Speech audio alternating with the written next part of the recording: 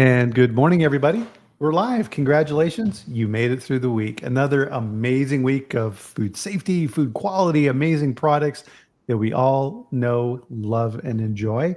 And as part of our jobs, we don't get a whole lot of recognition. But guess what?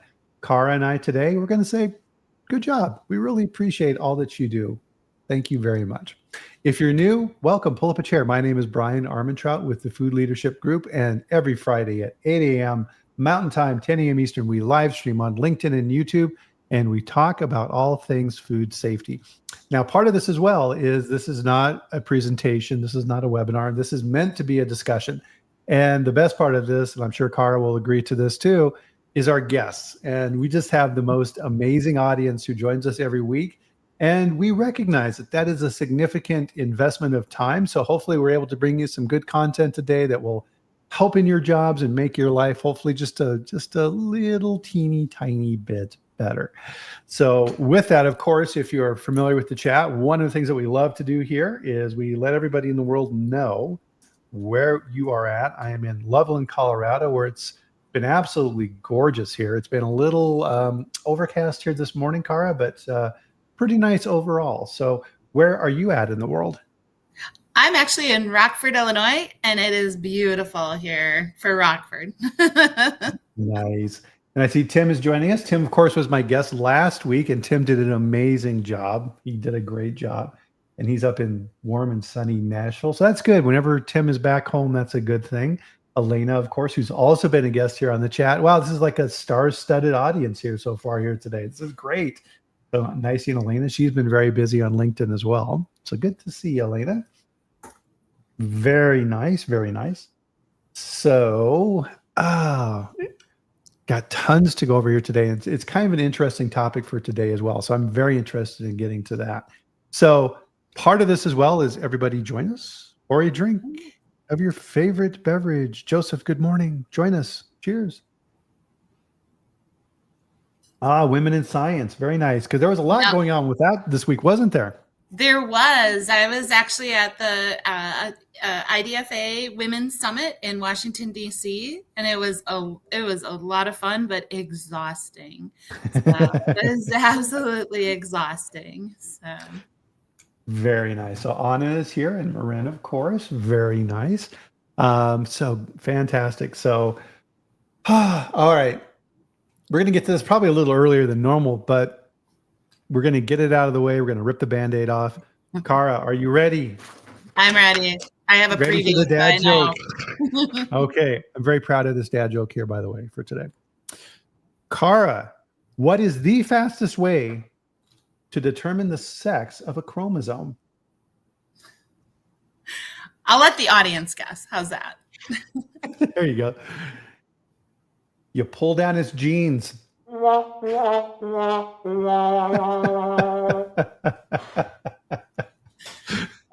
my. That's a good one.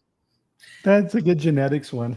Yes. We actually gave my dad a calendar that's a dad joke a day this year, which is, if you need any material, I can get you some.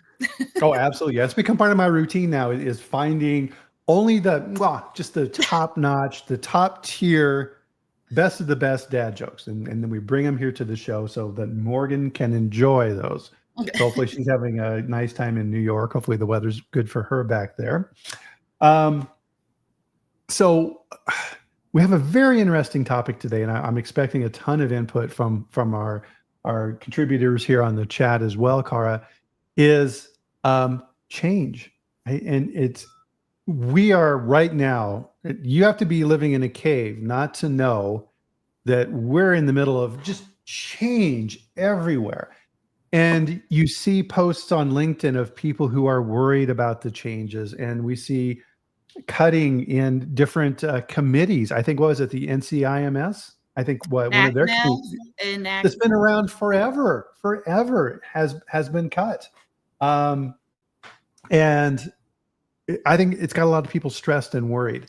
And so kind of what today we wanted to talk about as well is all of this different change out there. And I'm sure, Cara, as the director of food safety at ChemStation, you're constantly out there and talking with people. So I would imagine this was probably a pretty big topic at the conference too, right? With different people talking about these things. It was. It was a. Change is always constant, right? Unfortunately, change is just, especially in our business, and it's an interesting thing that's going on right now. And I think the consensus is we just like some consistency. So not so much it's gone, it's here, it's gone, it's here. And that we actually, we actually were fortunate enough to meet with some lawmakers and their staff, and they all said the same thing. We just want some consistency, so that we can plan, right? It's hard to plan when you don't know what changes are coming.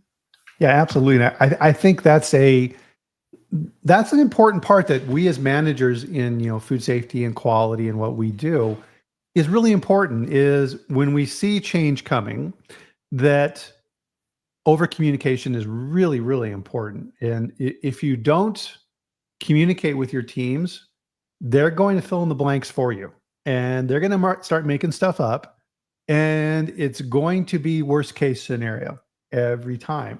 And so you think you're taking the correct course of action by not communicating the information if you're not sure. But a lot of times, Cara, I think you can end up damaging, as doing more damage. Yeah, I agree. It's if you're not transparent and thoughtful with your change, it can lead to chaos, and which is what we've seen happen just in industry in general, and now we're kind of seeing that happen too, right, in the government changes. Yeah, definitely. So I think a big part of this is with this, number one, right? It's kind of like that old cliche, Cara, where it's like nothing is static. You're either growing, you're decaying. The idea that things are always in that same state is false, and a lot of times that gets us into trouble, because in food safety, especially, you have to be constantly aware of change. And one of the things that I see, and I'm sure you see this as well, is we think, because in quality and technical fields, we like to control things. And once we feel that we've got this thing wrestled down to the ground, that now it's all under control, we don't have to worry about it. And a lot of times it catches you by surprise, because people very rarely update their food safety plans. It's like they don't think about it. And you'll go in there and you'll look at the food safety plan, and they haven't looked at it since last year. And probably the only reason they did that is because they have to. And they're saying, oh, no, everything's all exactly the same. Really, nothing changed in your company over the past year that impacted food safety. That's incredible. How did you do that? Same suppliers, same ingredients, same people. I am going to challenge that. Yeah, it just doesn't make any sense. So really, that change mechanism, and this is written all through the quality standards, GFSI, everything else, is change management.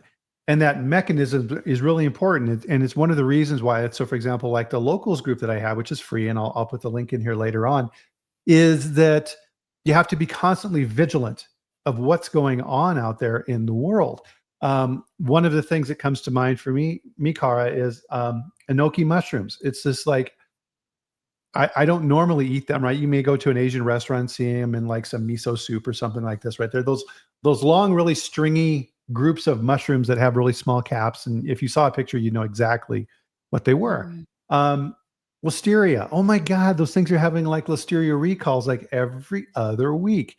And I would, put out notifications and say, don't eat enoki mushrooms, whatever you do. And it kind of gets into that risk piece of things. If you have something that's inherently risky, an ingredient that has a high risk factor, or you're producing products for high risk groups. We saw recently some new recalls around nursing homes, for example. And those risk factors need to be taken into consideration. And that change piece of it is even more important. So with that, the higher your risk category, the more you need to be looking at risk and figuring out if things are changing. And that's really hard, isn't it? Absolutely. Yeah, it's so difficult to again, you want to anticipate as much as you can. And I know one thing that came up, and I know we'll probably touch on this at the conference this week, is just the ingredient changes and supplier communication. Yeah. And the consensus in the summit that I was at was basically it doesn't happen. The Mhm. communication doesn't happen between those entities, right? Not Yeah. without a lot of work and a lot of pre-work and a lot of communication ahead of time. Yes, that's a really good point.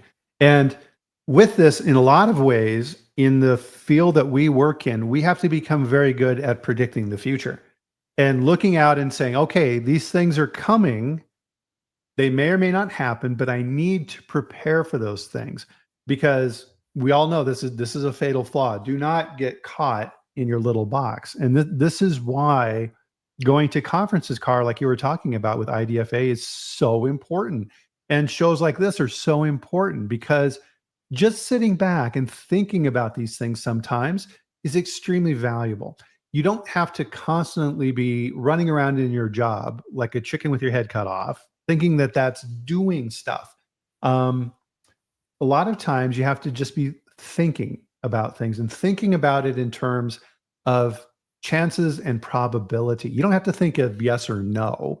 So, for example, let's say we've all seen the news out there. So RFK Jr. is now in charge of Health and Human Services, and he's been very open about some of the things that he wants to do. So he's talking about the big thing this week has been GRAS, generally regarded as safe, notifications, and the mechanism for that. He wants to remove that. Okay, that could happen. What's the percentage? What's the chance of that happening? Okay, let's say it's 60, 70%. What should you be doing to prepare for that? What are the things you need to be thinking about? Is this modifying anything that R&D is doing? Does R&D know about this? You need to be reaching out to the groups in your company to talk about this as well. And it's kind of like Tim says here, right? And this is kind of the leper's bell for me of a company that's in trouble. Is well, we've always done it this way. Nothing changes. Yeah, Yeah. it's like that saying I use, which is um, things stay the same until they don't. And then when they change really, really fast. I Right. mean, just, yeah, I mean, just, Exactly. Yeah, yeah. And but you bring up oh, I'm sorry. You bring up a good point in that the we have a bit of a anticipation on this now with them announcing that, so maybe put the systems in place or at least start thinking about it. So if you do get a mhm. clue, take that clue and figure out where you can go with that. Yeah, exactly. And so here's a good question, Car, for us to kind of bring to the group is can you share a positive example of how you persuaded upper management to financially support a change to bolster food safety assurance? Any thoughts around that? It's all about management buy-in, right? And Mhm. demonstrating. And I always hate to bring the bad news, but that's usually what we do in quality and food safety. And examples of that, the recent examples of recalls and things around that, where it could be really detrimental to your bottom line, brand damage, even to that. Yeah. Well, and so part of this, and I think, and we've done chats on this before as well. So persuading upper management, number one, you have to communicate in their language, not our language. You can't go to senior management and say, oh, well, according to the GRAS requirements of what Health and Human Services is looking at, and 21 CFR 117 and the overlap with FSVP, right? No. You need to go to senior management and talk in terms of money, finance. And so part of our theme today with change is if you're communicating in your company and you're giving this information and helping other departments look out and predict the future, you're going to be seen as a very valuable asset. And senior management's going to see that. And when you communicate potential risks and changes in the marketplace and contingencies with solutions, right? You just can't go to them with problems and how it can potentially save the company money. That's where you need to be. So an example of this would be from, let's say, procurement. Right now, there's a giant problem going on with cocoa. Prices have gone pew, right? And I saw, was it a typhoon hit in Africa recently as well, too. So off the coast of Madagascar. That can influence vanilla and cocoa as well. So in procurement, one of the things that procurement does really well is they look at the future and they buy contracts and they hedge bets and they make sure that the pricing is stable within the company for these important ingredients. So procurement is able to say, okay, cocoa's going up, but good news, we're able to secure inventory for the next year at the lower price. I saved the company money by looking at the future, right? That's procurement being smart and proactive, and they're managing change. We need to do the same thing, don't we? Absolutely. Yep. And that's a great example. And I love the idea, don't talk in our language, talk, and again, money talks, right? Quality is generally seen as a cost center. And if we can demonstrate that initiatives will bring money to the bottom line, that's when you're going to be able to, oh no, when you're all of a sudden it flashed out. Sorry about that. Having some internet trouble here. But that's when you're going to win them over, right? Yeah, absolutely. And notice as well within this, if you want to talk about food safety with senior management, look at the terminology you're using as well. So for example, it's much better to talk with senior management about risk mitigation, which is what food safety is risk mitigation. It's also what procurement and other groups are doing as well. If you can talk to them of food safety in terms of reducing risk for the company, they understand that. We all understand that. It's like auto insurance, right? We're reducing risk. Use that type of terminology. Figure out what they're doing. Absolutely. Yep. Absolutely. I think that again, the terminology and getting it in their language is going to help you to communicate and get to the bottom line. Yep, absolutely. And so part of what we wanted to do here today is give you some ideas of areas that you need to be thinking about for change within your company. So kind of the first piece I wanted to talk about, Cara, because we're seeing this quite a bit in the industry, is people, changes in people, right? There's lots of changes going on. So if you had a nice cushy job at FDA and now all of a sudden you don't. And change in webinars. So all of a sudden your guest disappears. But she'll be back. She'll be back here shortly. So with people, a lot of times there's change, right? There's massive layoffs, changes in the organizations, how these things are working. You need to be looking at that because a lot of times within your company, if there are massive changes, the roles and responsibilities are going to change as well too. So who's actually managing those functions? Procurement, different personnel changes that we talked about. If you get a new CEO in your company, that's a massive, massive change. You need to understand that CEO's viewpoint. Does that CEO understand food? Maybe that CEO is really good at running companies, but he came from another industry, automotive or something. He needs to be brought up to speed on how the food industry works and the differences between managing risk in food versus managing risk in other areas. Let's see if Cara can go back. I'm back. I don't know what happened there. It just like quit on me. So yeah, that's just the change we've got to deal with. Right. maybe I should turn off my camera just so that let's do that. Let's give that a shot. We'll see maybe that'll help. Yeah, because I'll give that a shot. I don't know what the deal is. Sorry. Yeah, it's okay. Who knows? Technology. I've often heard that sound is much more important in conversations like this anyway. So if you've got Bad video and good sound, you're okay. But if it's the reverse, it's not easy to listen to at all, for sure. Right. So we were just talking about changes in people, and if a new CEO comes in, Cara, huge, right? Yes. Yes. Yeah. Yeah. It's yeah, and changes in people right now seem to be, again, constant, like we were saying. So it's not, which is unfortunate. But at least according to my LinkedIn uh, uh, feed, there's been a lot of changes else in a lot of different locations. So Yeah, definitely. And I always like to think about this in terms too of things you can control again and things you can't. Uh, can I control whether or not food dyes are going to be banned by the federal government? No, that's not at my pay level, but I can control my reaction, right?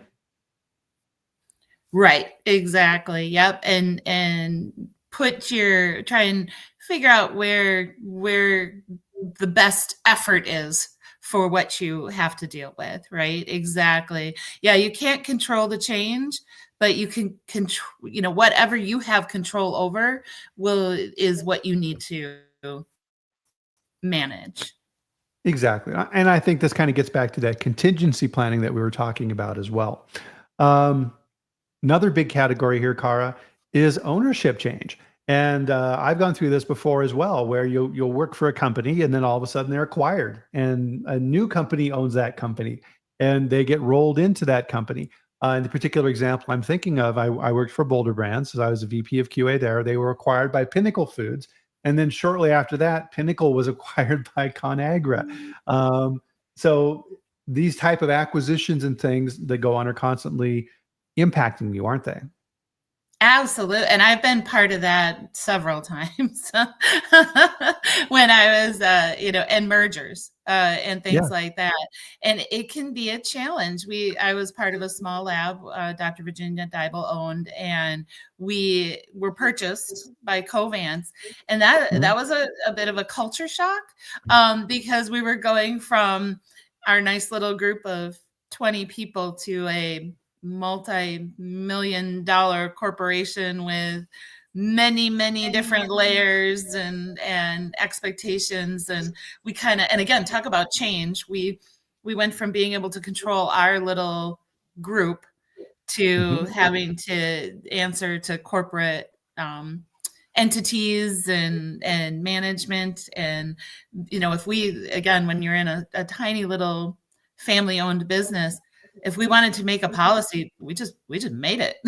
Yeah. We just wrote it.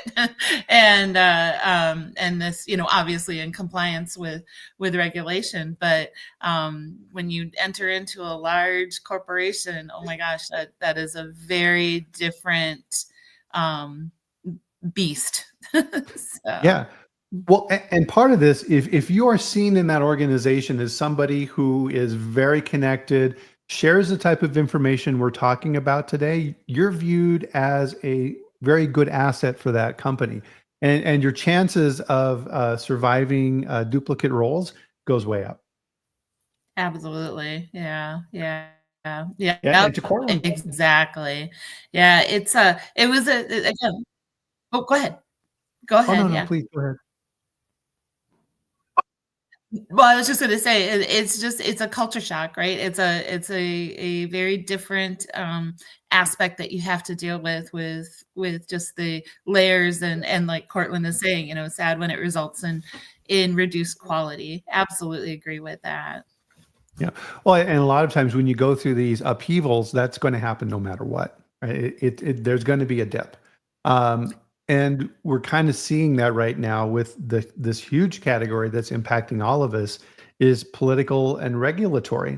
Um, so we have this new administration who's coming in, and they've only been in, this is kind of crazy, right? January, February, March, right? So going on, the third month now, and the pace of change has been unprecedented. It's nothing like we've seen before, and that stresses people out for sure. Um, as a result of that, we've seen a pullback in the regulatory groups because they're going through the same thing we're going through. So if you're working at FDA, a lot of activities have stopped. And we were seeing changes with FDA last year as well with reorganization. So the regulatory agencies are in a large state of upheaval too, aren't they?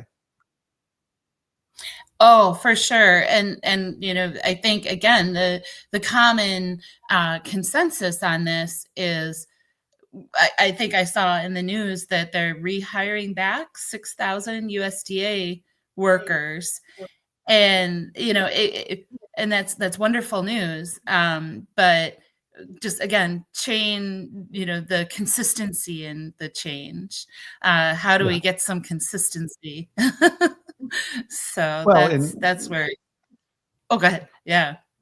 well, I was just going to say that. Well, we see this from the different politicians who are, putting out different talking points, seeing what people react to. Is the administration's using an axe when they should be using a scalpel and these type of things, and those can be kind of hard to decipher. But part of this is getting context around who's doing what, and with the Trump administration, a lot of business people, and in business, we know this very well, don't we, Kara? Is that they tend to go too far, and then to your point, they bring it back. It's like, oh, we cut too many people, okay, let's bring these people back. So things are being broken on purpose and then rebuilt, and that can be very stressful. But in my viewpoint, in this particular situation, it's absolutely needed. So you need to be aware of that, don't you? Absolutely. Right. Yeah. And definitely we don't want waste, obviously, and duplication. And again, when we were talking about acquisitions and things, and I've been part of acquisitions where there's duplication, and unfortunately, you do have to, for the health of the business, reduce headcount Yeah. to ensure that the business is operational. And that, I think that's where it gets to be difficult to Mhm. understand that. Yeah, and on the political side as well too. So we've been talking kind of at the federal level. So at the next level down, the state level. So now we see different reactions from different states to what's going on. So California is reacting very strongly to different proposals. There have been all these lawsuits that are going on, and all these type of things that stress us out as well. But even within the states themselves, Cara. So let's take, for example, Prop 65 in California. There's new requirements for food that are coming into play for heavy metals, and those type of activities you need to be aware of as well. And lay on top of that supply chain issues with cocoa, and that's the type of information a company needs to react to change. Yes, absolutely. And and it is interesting that in my humble opinion, and also just having been to Washington D.C. this week with the Women's Summit, I think what is interesting, or what is fascinating is, and just in talking to like the lawmakers staff, they have to they have to recognize and realize so much. I feel like I am, and this was said several times this week, I'm an inch wide and a mile deep on my knowledge. Mm. So I know a lot about one thing basically. And Right. lawmakers and in the government, you have to be 10 miles wide and an inch deep. You have to know and Yeah. understand everything. So I don't know how that would be very stressful for me as a scientist. I like to know and to be the expert in what I talk about when I talk about it. And I Mhm. would struggle with that. That would be a real Oh yeah. struggle. So, And I but yeah, haven't even absolutely. mentioned the, Oh, yeah. go ahead. I haven't even mentioned the biggest one yet from the political side, and that's tariffs. Oh boy, is that impacting us. Yes, yeah, yeah, and that's one again where every staff member that we met with wanted to they had the same message, because that's what we were talking to them about. But they had the same message that we just want consistency. We just it's on, it's off, it's on, it's off, just either on or off, and that would just help everybody with the change, right? That Yeah. would help everybody. Right. So even with the amount of change that we've looked at so far, what you need to be thinking about this as a food safety professional is thinking about this and going, how do all these things affect my food safety plans in my company? Um, so let's say that you're a manufacturer and you have a production facility in Canada and you ship your product to the US. Uh-oh, right? If a 25 or 50% tariff or whatever is now slapped on your product, wow, that's a huge problem. Um, so the company at the executive level is trying to figure out ways to react to this. It's like, well, geez, okay, well, we can't sell in the US then because our product will be too expensive compared to our competition. What do we do? Is there somewhere in the US that we can make this product instead? Ingredients. Now these ingredients are coming in and they're being tariffs are being slapped on those. Now we need to reformulate. So R&D is going to be scrambling to remove ingredients that are under tariffs or that RFK Jr. is looking at, and you need to be protective on those things. It benefits you and it shows your company how proactive you are if you're thinking about these things and going to these other groups and talking with them about it. Don't be reactionary. Go and engage in these conversations, right, Cara? Absolutely. Yeah. And you bring up a good point, because not only, we're switching information, include the right people in your conversations, right? And so we always tend to, it's the food safety chat, right? So we're trying to focus on food safety, but in changing these ingredients, are you adding allergens? Are you adding any other, ingredient that may not be of the acceptable level that you currently have in formulation? So you include people in your conversations. And I think that's a lot of times where we lapse in our change management control, is not including, maybe you include people, but not the right people. Right. And so this is that intersection that we often have problems with in what we do, is the intersection between the corporate location and the plants. So if I'm at a plant and I'm the QA manager and I'm responsible for my food safety plan, I need to know if the corporate procurement group is looking at new ingredients because the tariffs are too high and R&D is scrambling to reformulate the products. And to your point, Cara, do we need to make label changes? Maybe we've added an allergen. You need to be asking all these questions up front, because when the ingredients start showing up at your dock and they're going to be making product tomorrow, that's too late.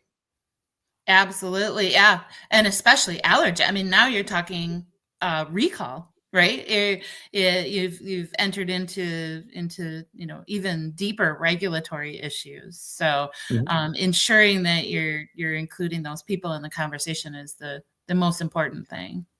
Yeah, and this gets back to those leadership and the people skills. So it's taking this information and keeping an eye on what's going on out there, and then just having those conversations. You don't need to be confrontational. It can be as simple as going to the procurement group and say, "Hey guys, boy, I'm seeing tons of activity out there around cocoa," and now you're talking their language. To our earlier point, the procurement people are going to love talking with you about that because that's their area of expertise. To your point, Cara, right? They are very specialized and they have very in-depth knowledge in the procurement world. So just having a conversation with them of how they're reacting to these things can help you decide, okay, so how does this impact my food safety requirements? Absolutely. Yep. Yep. And we keep coming back to speak the language, right? And I think as food safety professionals, we tend to be talking acronyms, right?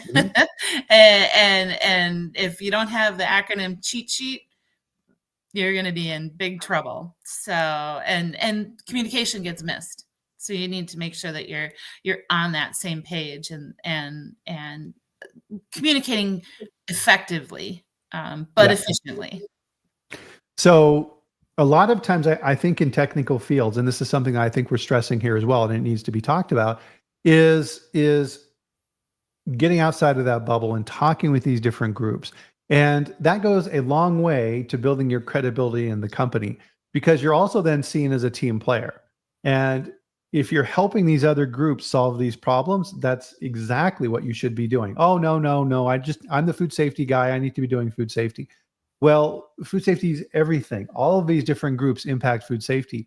And you need to be at the front of the game on that and looking at this and thinking about the business and how the business manages these things. And then that goes down to your food safety plan. Agreed. Yep, absolutely. And I think uh yeah, that is so important to speak that language and diversify yourself, right? I Mhm. agree with you. I think sometimes we think in, okay, I'm just the food safety. And again, not to keep coming back to the summit I attended this week, but it was really eye-opening for me because I'm used to going to scientific summits, and this was HR and finance, and I mean it was a broad scope of people, and boy, did that help me to expand as a person, and also just realize, and even we were fortunate enough to be able to go and talk to lawmaker staff and realize, wow, sometimes you just see the clips on the news and you don't realize the in-depth information that goes into, and all the knowledge that they have to obtain to make decisions. And Yeah. it was really eye-opening for me. But that's the same thing even within your own company. Understand and know the systems. And I think a lot of times we pigeonhole ourselves into understanding and knowing, only the food safety systems. But the company doesn't run just on food safety systems. It's all part Mhm. of the entire scope of the business. And Right. having broader understanding is only going to benefit you. No, that's a good point. And so part of this, and this is something I worked very hard on, is you need to communicate to the other groups the importance of food safety and that food safety is a choke point. It is something that most stuff in the company has to run through. So changes in formula from R&D, changes in ingredients from procurement, changes in packaging from the engineering group, all these different things. You need to work with those different groups so that they understand themselves that, oh, I'm making this change. I probably need to talk with the food safety people about this because this may impact food safety.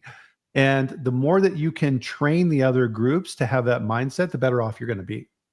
100%. And also, I think too, I always enjoy, and again, I do a lot of PCQI and HACCP training.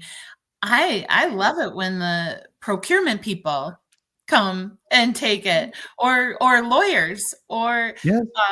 or our marketing.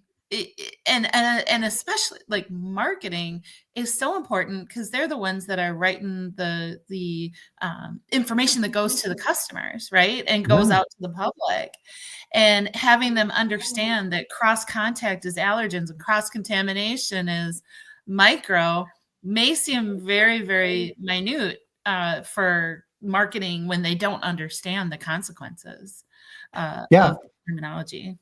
So you need to think in terms of, okay, how can I make my thought mechanism part of them?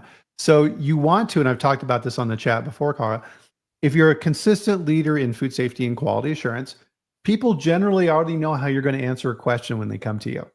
You want that consistency. And because we work in this field, people look to us for that consistency, right? So change fights with that. So you want these other groups to be thinking about these things and saying, huh, maybe I should talk with Bryan about this before I go too farther. It doesn't make sense until I got the okay. A big area that we see this in a lot, Cara, is equipment purchase, right?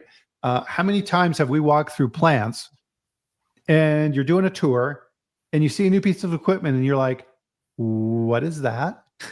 Yep. Yeah. And then it's like you're manufacturing, hot dogs, and it's like, well, we used to press pineapples with that piece of Yeah. equipment. It's like, what? Wait, what? What? That Mhm. wasn't what it was meant for. And it's got all kinds of weird folds and angles and all that. So Yeah, and the engineering group made me really, really proud because they found this piece of equipment on an auction site, and it's been sitting out in a field for a year. And you have no idea, right? They're very proud because they saved the company a lot of money by buying this used equipment. You're not too happy, and guess what? It's now your problem because you weren't being proactive. right, exactly. And I love that you say that, you got to make it their thought in their process. You got to be included in their process of the procurement, right, of that piece of equipment. I love that they should think, okay, we should go talk to Bryan and Yeah. see what his thoughts are on this. That is, make yourself part of the process. And I know I previously, it was a while ago now, but we actually, for one of the trade organizations, I can't remember which one, but put together a webinar, how to take out the no in innovation from a food safety perspective. A person I know, a quality manager, director of quality, Erica Bogner, always says that, yeah, they always say that she's the no lady, right? Because she's in food safety, and she is the person that always says no. But it doesn't have to be that way if you include the food safety department in the conversation. Oh, that's so important. I'm going to put this up on the screen here too. Is be a partner, not a roadblock. Yes, exactly. Because if you're a roadblock, what do people do? They go around roadblocks. Mm-hmm. It's If like I'm foot foamers, right? They jump over them. perfect example, right? I don't want to get my feet wet. Every time I go through here with the chlorine bath, now all my pants are ruined. Exactly. I'm not going to step in that anymore. No, you have to understand these things. If you're viewed as someone who always says no, and that was a really good point, Cara, is guess what? They're going to find somebody to say yes, and you're not going to be happy. And that's not a fun place to be, right? Because that then is going to just continue spiraling down to the point where you can't get anything done. And then to our earlier change example, you're probably not going to be in that company for very long. Your career options are pretty limited. Right. Yeah. Yep. Exactly. Yeah. Don't be the foot foamer that everybody jumps over. Yeah. Yeah. So imagine how much easier your life would be. So let's say, for example, you work in dairy, and you know that the engineering group, you've heard through discussions from the maintenance guys that the engineering group is looking at some new equipment. Talk with them. Do they understand the specialized requirements in dairy for equipment under the PMO, the Pasteurized Milk Ordinance, the requirements for sanitary design under 3A? Do they understand those requirements? Just because you're a mechanical engineer doesn't mean you understand food regulations. So getting an understanding of their level of information associated with that is really important. Absolutely. Oh, for sure. And that's exactly good. And again, Chris, I appreciate the shout out, but that's exactly why I think it doesn't matter what your title is, but you should attend these trainings, even if they feel like they're way out of your realm of knowledge, because then you can all talk the same. But what I also say whenever I teach any of these food safety courses is, it's a slice of the pie. Again, there, like we were talking about, when you're bringing in weird ingredients or things like that, or changing ingredients, it's just a tiny little slice of the pie, and you have to recognize and realize that everyone is dealing with their own slice, and we got to make sure that we can put the pie together. Yeah. So the next major area for change you need to keep your eye on very closely is suppliers. There's a reason why foreign supplier verification got its own section in the regs, and why supplier management is a preventive control. It's that important. And you need to really be focusing on this, is demand, right? So we talked about cocoa earlier.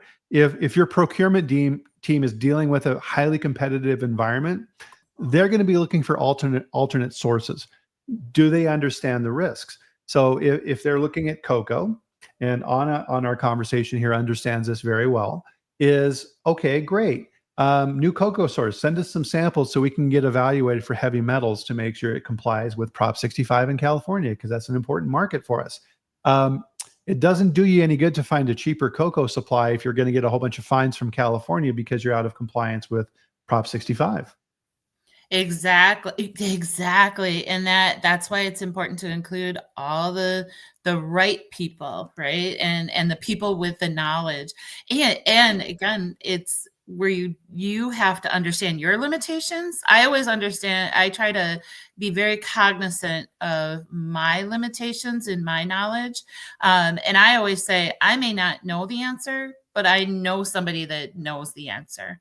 And I Yeah, will play operator, and I will connect you. there you So go. Hello, hello, yeah, hello. exactly. So another one is availability. So I had referenced earlier, I saw this on the news, I think it was late last night, is a major typhoon is hitting Madagascar. Okay, great. What, number one, what's Madagascar, right? Big old island off the coast of Africa. What grows in Madagascar? The majority of the world's supply for vanilla. I was just gonna say, oh no. Right. So you need to be looking at that and going, okay, well, we make vanilla flavored products. Procurement, is going to be aware of this. So just going over there and having a conversation with them and saying, hey, Bill, wow, I see that Madagascar is getting hammered. Is that going to impact vanilla? Oh, God, yeah. Here's the steps that we're doing to replace that potential loss of inventory. And here's some of the things in procurement we're doing to protect the company. Great. How does that impact your food safety plan? Exactly. Like, does it change it as far as allergens? Does it change it for amount, those types of things? Are they different Yeah. ingredient line? Well, and the last time this happened with vanilla, the price just went through the roof. Oh And gosh. that's prime territory, as comment here, somebody's ahead of me, is Yes. food fraud, right? So now the criminals see that vanilla is trading 20 times the price it normally does. They're going to be making fake products and trying to make a quick buck. So you have to be incredibly vigilant for food fraud when these type of changes occur in the marketplace. Absolutely. Oh my gosh. Yeah, I didn't. And that again, that would be probably third on the list of what Mhm. you're thinking about or what procurement is thinking about. Yeah. Price being number one, of course. And so absolutely. And it can be all of a sudden now who's your supplier and are they approved? You're talking about preventive controls with approved suppliers. All of that comes into play, and you have to start thinking about those types of tactics too. Yes, absolutely. And be very careful and always pay close attention to your single source materials. So we've got this superfood that we add to our add to our finished product, and you can only buy it from one source in the world. That's a problem, right? Number one, you're going to have very little leverage with them to make sure that they're doing things correctly, because where else are you going to buy it, right? They're going to be like, what are you going to do? So from a food safety standpoint, you have to watch that very carefully. Yes, yes. And that, I always think, and again, this is, kind of goes back, but I think COVID kind of taught us a lesson, right? A little bit Yeah. about having backup suppliers. And it's always fascinating to me because I always think, okay, we got that in a row, right? We figured we got that under control, and then it happens again, and it's like history repeats itself. Yeah. Everybody's panicking again, we already did this, but Yeah. we forget, right? You forget. Yeah. Well, in two, Cara, is that the supplier companies are going through the same thing that you're going through, right? So they're under stress, they're under tariffs, they're under regulatory changes. Their marketing group is like, we've got to sell stuff. We got to figure out a way to do this. So now all of a sudden they come up with a superfood, right? And your marketing team goes, ooh, a superfood. We can, wow, awesome. How'd that work out for Terra flour? Not so hot. Not so hot, not so hot. So suppliers should be a huge focus of this area. Your manufacturing plants. Oh, the change in your manufacturing plants. Um, new plants that you have, plants that you've purchased, as we talked about earlier, acquisition. So now all of a sudden, surprise, you have a new production facility because over the weekend, the mergers and acquisitions group bought a new company. Well, number one, you should be involved in that decision-making process up front to look at that from a food safety standpoint as well as a financial standpoint, so you're not surprised. Exactly. Yeah. And I actually, as a consultant in my previous positions, a couple positions ago, was hired many times to do that for acquisitions, where I'd go in and do an audit of the food safety program in general and the food safety systems, and then report back to the acquiring company. And many Mhm. times they would make a decision of the acquisition based on that information. At Yeah. least that would be part of their consideration for the purchase of the company. Yes, 100%. And Tim nailed it here. This is a way to talk about it. Risk mitigation is key methodology, and everybody understands that. And this is something I'm doing more and more of. Is I'm talking with companies about risk management, not audit compliance, right? Right. Because as we've seen, a good audit score doesn't mean that you don't have risk. Right? Ask anybody at Boar's Head that question. Mhm. Just because you have a good audit score doesn't mean you've removed risk. Everything that we're talking about here is risk assessment, completely different. And I'm going to be talking more about this in the future. I'm actually thinking about, and I'll be curious to see what people think about this, is having separate webinars like this. Just keep doing the food safety chat, but also do ones that focus in on risk management as well, because it's that important. It's so important. And I don't think people understand or respect the importance of risk management. And Yeah. I think too, sometimes we lose sight, right? You're talking about audit compliance. I think sometimes people lose sight of what the audit outcome should be. It's not an A, it's not an A plus, it's not a 98.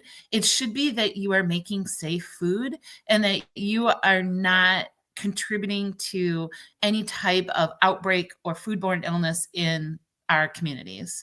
Yeah. When you boil it down, are you making safe food? And that's the purpose of those audit, or at least that was the purpose of audit schematics, was so that you're doing the right thing and in compliance with the regulations, obviously, but also that you are manufacturing safe food. And that Yeah. feels so basic when I say that out loud. Um, but I think sometimes people lose sight of what Right. the goal is. Right. And that's, I think that's kind of the central theme. And that's a great way to put it, Carl, for our talk here today is a lot of times when we see this, is we put together our food safety plan, we get together the team, and then we go, okay, all good. See you next year. That's a ticking time bomb, because risk management and all these changes that we're talking about here today doesn't stop. Nope, not at all. And it shouldn't. And again, we kind of kicked off with talking about the plan and not revising the plan, and there's been no changes. And just an example that I had, and this has been quite a while now, and HACCP and food safety plans have definitely become more important or more a part of the daily conversation. But a few years ago, was about 10 years ago, back in 2014, I actually had a customer reach out to me, a previous customer, and say, "Hey, do you have a copy of our HACCP plan?" I said, "Well, when did I write it?" And they said 2004. And I'm like, uh, and I did, but I was like, yeah, you've had a few changes, between 2004 and 2014. Yeah. So, yeah. Yeah, another big area under manufacturing that you need to be aware of is if you're using co-mans. And a Yes. lot of times, if a company is launching a new product, they'll go to a co-manufacturer to make that product because they don't have the line or they're not sure it's going to succeed or what have you. And in times like this, those type of activities are going to ramp up. Now you're trying to manage something that you don't directly control, and that can be very challenging. And you need to be aware of that. Absolutely. And sometimes that can be a greater challenge, than using your own manufacturing, because you don't own those programs, the cone manufacturer does. And that can, it's not always the way that you want to run it, but you need to be a good partner in Yep. those types of situations. So we touched on this a little bit, but this ties in very closely with the ingredients and R&D is new products. So all of a sudden, the marketing group wants to launch a new product, and they're going to start selling it to hospitals and nursing homes and elementary schools. Whoa, right? Your Ah! risk, your risk just went way, way, way, way, way up, and you Yeah, need to be aware of that. It's not intended consumer general in your food safety plan. This is all hands on deck situation, and those groups need to understand all the additional controls that need to be put in place if the company wants to do that. absolutely. And yeah, and that it can be a very difficult task, right? And this is where Yeah. you have to use your network and use your communication internally and ensure Yes. that you're not, creating something that, because the worst thing, and I've been part of this in previous life, again, you do all this new product development, you get all the way to testing it with consumers, and it's like, nope, can't. Millions of dollars just absolutely gone. Equipment sitting on the dock that has to be, returned or boneyard. So Yep, absolutely. It's like Cortland was talking about earlier, design control. The last category I wanted to mention really quickly, well, is shelf life. So if you're under pressure because of the situation and tariffs, there's going to be pressure to extend shelf life. That can impact food safety greatly. So you just can't tack 15 days on a product and say it's good. How do you know? So you need to be very aware of that. And another key point here I wanted to get in really quickly before we run out of time, something that's overlooked, Cara, and that's logistics and warehousing. That's a really yeah, good way to optimize because you're looking for the cheapest way to get the product to its endpoint. But is that introducing risk?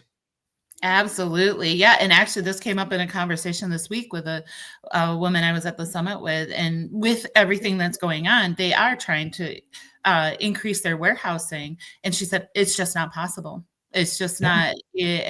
And the warehousing is a limited commodity for a lot of people. It's limited by space. And you can't just create more necessarily. No, absolutely not. And so one of the ways here, really quickly, I'll put the link in here, I promise this, is the locals group where I post 2 or 3 times a week on recalls and regulatory updates and all these. Why do I do this? This is change management. This is keeping track of things. So I did learn here recently from a member on the group that there's 2 ways you can get information. You can go to the group and just look for the information manually and do searches and find what you're looking for, or the information can be pushed out to you. And every time I post, it will let you know that there's something new in there, but you have to turn that on. And so I put a little video in there on how to turn on that button to make sure that you're getting notifications. So that's the best way to keep up on what's going on out there that I see.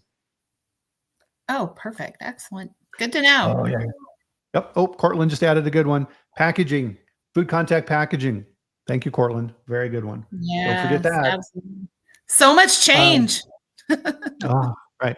So, man, we're out of time here, Car. So I wanted to kind of bring this up to the 30,000-foot level and summarize this. What would you like to leave people with here today?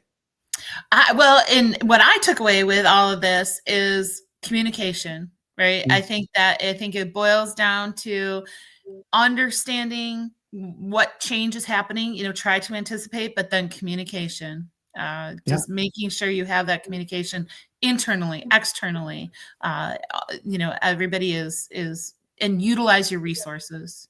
Uh, Mhm. A 10-minute conversation up front may save 10 days of work on the back end. Oh, 100%. Yeah, Yep. absolutely. Yeah. Great summary on that. So part of this as well is being able to be flexible and go with the flow, right? You know where I'm Yep, going with this. which is why And, I'm a blank screen today. Oh, right. sorry. So And I think we're having outages here. So, of right. course. And you just kind of have to laugh and go with the flow. And guess what? We were able to put together a kick-ass food safety chat here today. And it didn't matter, right? The information is still being shared. So we can all smile and laugh about it because we are good at overcoming obstacles, because that's what we do in quality assurance and food safety. And we've done it again here this week. Yeah, absolutely. And I appreciate the opportunity to talk with you, Bryan. And We'll figure out the technical stuff on the side here. No worries. Yep, we got her. And of course, a fantastic contribution from everybody here in the chat. We just have the best group. I mean, the comments in here every week just blows me away. So Absolutely. with that, guys, we're going to close out the chat here for this week. Fantastic chat as usual. Thank you, Cara. Always amazing having you on the show. Thank you so much. I appreciate it. And we'll see everybody back here next week, of course, on Friday for the next Food Safety Chat Live, where we will live stream on LinkedIn and YouTube at 8 a.m. Mountain Time, 10 a.m. Eastern. And I'll bring another amazing, knowledgeable guest who's 1 inch wide and a mile deep, and we'll give you that insight that everybody's looking for. So have a great weekend. Enjoy yourselves, and we'll see you back here next week. Bye, everybody. Bye. Thank you.